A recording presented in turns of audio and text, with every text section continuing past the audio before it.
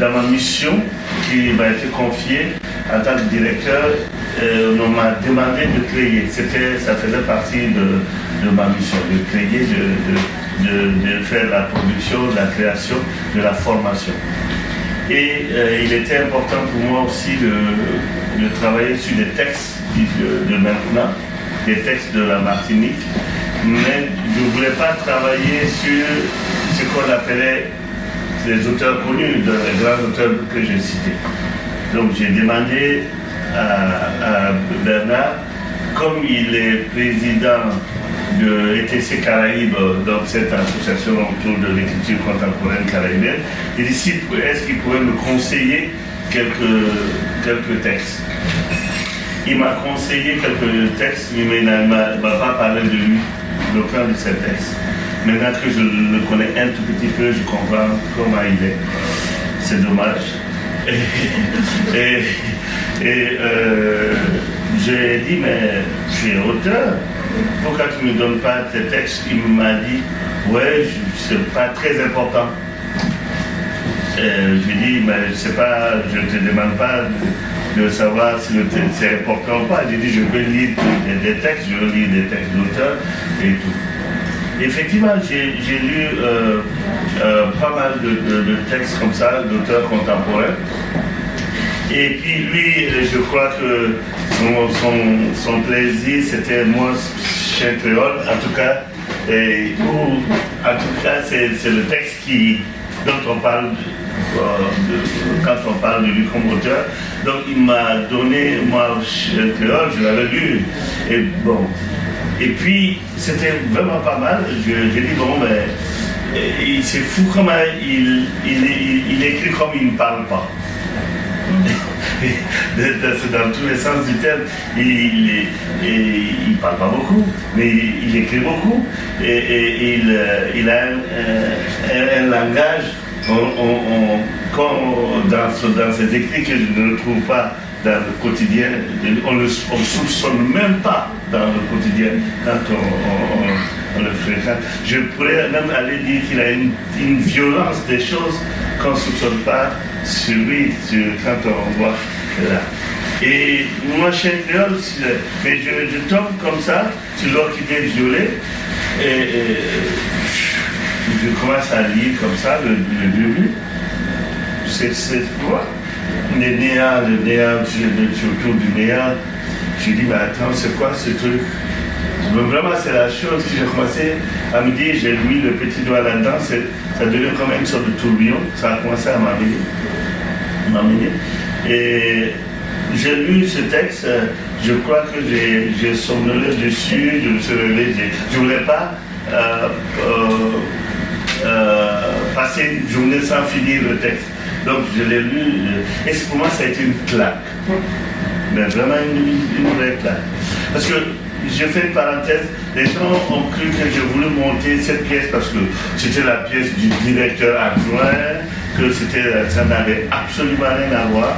C'est que d'abord je voulais travailler sur un auteur martiniquais, je voulais le faire. Et pour ceux qui ont lu mon projet, c'était, je voulais travailler sur une tempête de Césaire au départ. C'était ça dans mon projet pour un directeur. Et puis ce texte, c'était, je dirais pas une tempête, ça a été un tsunami pour moi. Ça a été un tsunami parce que j'ai dit, mais il parle de beaucoup de choses. Moi, c'est pas la première lecture qui m'a intéressé. En tout cas, j'ai entendu d'autres choses. C'est pas la femelle, la femme qui élève son enfant seule, c'est pas. Oui, c'est un sujet très important. Mais c'est pas ce qui m'a interpellé. C'est la métaphore qu'il y a derrière. Je trouve que ce texte est très métaphorique, qu'il faut aller loin, que c'est la métaphore de nos sociétés aujourd'hui, que c'est la métaphore de comment élever notre enfant qui est notre pays. C'est plus que ça, et comment nous en sortir avec les systèmes politique qu'il y a derrière. Quoi faire? Est-ce qu'on tue tout, on repart à zéro? Ou qu'est-ce que... Voilà, moi j'ai entendu ce texte à ce niveau-là. Et donc je voulais le monter et d'une manière très très simple. C'est difficile de monter des pièces de théâtre d'une manière simple. C'est quoi? Qu'est-ce que j'appelle d'une manière simple? Sans autre chose que les mots. Sans autre chose qu'à mettre les mots. Parce que je disais que le texte de Bernard se suffisait à lui-même. Tout est là-dedans. Maintenant, c'était comment faire ressortir ce que moi j'ai entendu. C'était ça mon challenge. Donc j'ai essayé d'en faire quelque chose. D'autres ont eu la possibilité de voir. Est-ce que je suis satisfait du travail? Non. Pour moi, c'est une étape parce que je n'ai pas pu sortir tout ce que je voulais faire entendre dans le texte. Je dis parce que c'est moi le metteur en scène, c'est moi le cuisinier. Donc quand le plat est donné à manger dans la salle, on ne sait pas qui est derrière pour faire. Ils ont dit c'est bon, c'est pas bon, le chef est un mauvais chef ou c'est un bon chef.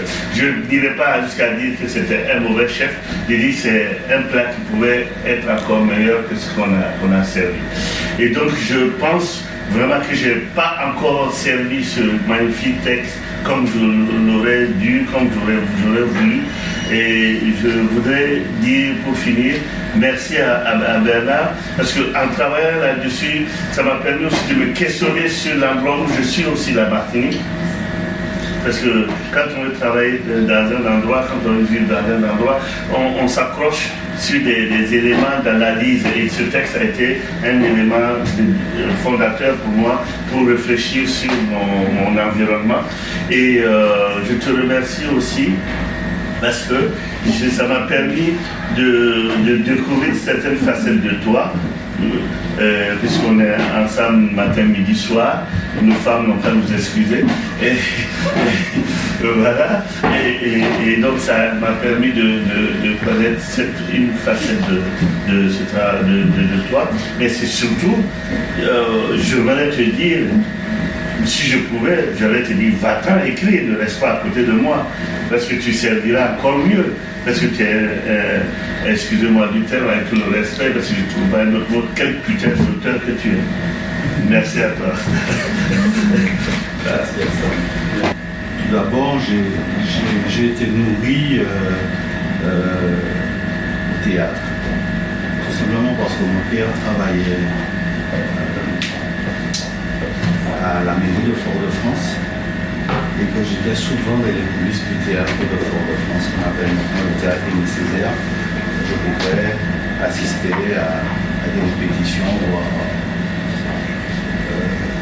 comment les choses se passaient. De cette chanson. J'ai eu effectivement, un peu plus tard, dans ma jeunesse militante, la chance de rencontrer quelqu'un qui a compté énormément dans le fait qu'aujourd'hui j'ose rencontrer un éditeur, c'est Vincent Caroni. J'ai fait partie des quelques personnes à l'époque de Jean-Jean Chali, qui est maintenant professeur d'université aussi. J'ai fait partie de ces personnes qui ont pu le rencontrer, qui ont pu échanger avec lui. Sauf qu'à cette époque, j'avais une petite particularité, c'est que je déchirais et je jetais systématiquement tout ce que j'écrivais. Et voilà, j'ai fait ça pendant très longtemps. Et en fait, c'est à cause de Vincent que j'ai pris et que j'accepte de publier, parce que c'est simplement le fruit du hasard. N'ayant pas vu Vincent depuis quelques mois, je le rencontre dans un service, dans un supermarché, et Vincent est à une caisse, je suis à une autre. On se parle, tout tout en avançant chacun de notre côté. Et il me dit, mais on est où de l'écriture? Je lui dis, ah, j'ai un projet, j'ai envie d'écrire quelque chose. Je lui parle en fait de mon projet qui va s'appeler un peu plus tard Machin Créole. Et Vincent sort de la caisse et me dit, s'il te plaît, moi, fais-moi plaisir, ne jette plus. Quelques mois plus tard, quelques semaines plus tard, Vincent décède. Et je lui écris un hommage qui va circuler par-delà des frontières de la Martinique. Pour celles et ceux qui ont eu l'occasion de voir ce texte, c'est Salut amis, salut frères, qui clôture Machin Créole. J'ai écrit ce texte pour Vincent. Et je me suis souvenu qu'il a dit de ne plus jeter. Donc j'ai gardé gentiment dans un tiroir. Lorsque, par exemple, pour l'orchidée violet, je me retrouve dans une situation qui est un petit peu particulière. Je vis, c'est une période de ma vie où je vis dans une cité populaire, qui est la cité aux Anames. Je vois se passer des choses qui m'interpellent, où je me dis, mais qu'est-ce qui se passe réellement dans la tête des gens que je vois, dans les interactions que je peux voir. Et donc, me vient l'idée d'essayer de répondre à une commande d'écriture d'une association qui me dit bon voilà, on aurait bien aimé que tu écrives quelque chose sur la violence. Sauf que les commanditaires ont un petit peu bugué parce que quasiment tous les 2 jours, j'avais un appel téléphonique me disant il faut que tu dises ça, il faudra que tu parles de ça aussi.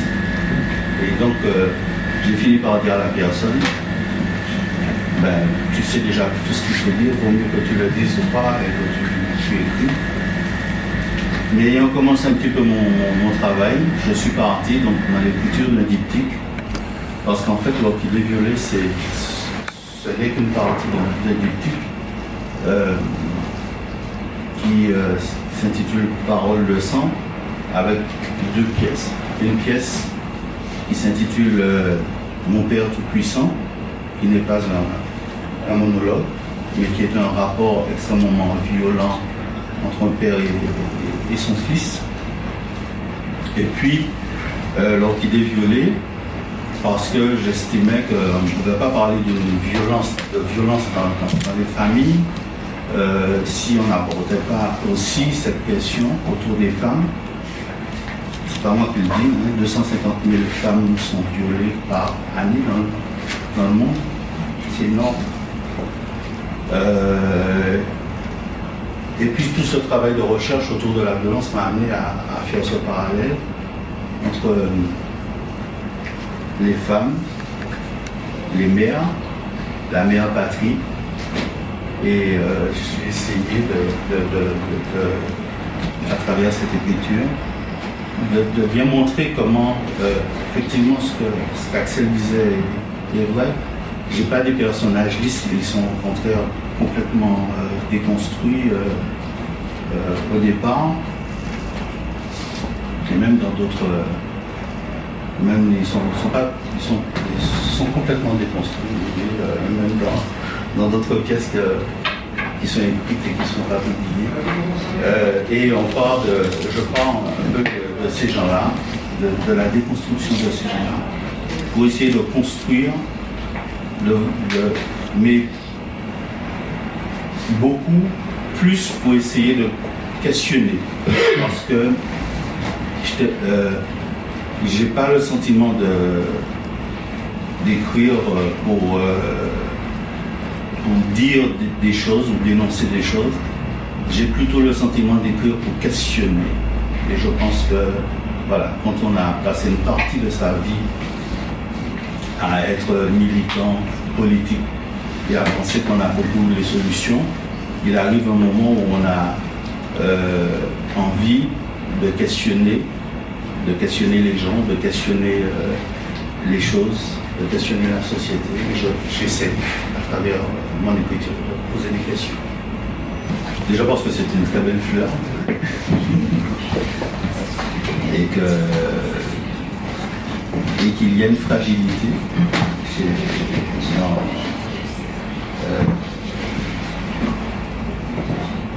chez cette fleur, chez cette plante, il y a une fragilité qui est toujours dans un équilibre, par-delà le fait que ce soit, qui est toujours dans un équilibre. Et je crois que l'idée de l'orchidée du titre m'est venue un peu comme ça, parce que dans le texte, à un moment, cette femme dit « je suis une orchidée ». Et elle explique où elle vit. Elle vit dans les fractures d'un rocher. Et voilà, c'est un peu pour ça que j'en ai arrivé à ce titre-là, l'orchidée.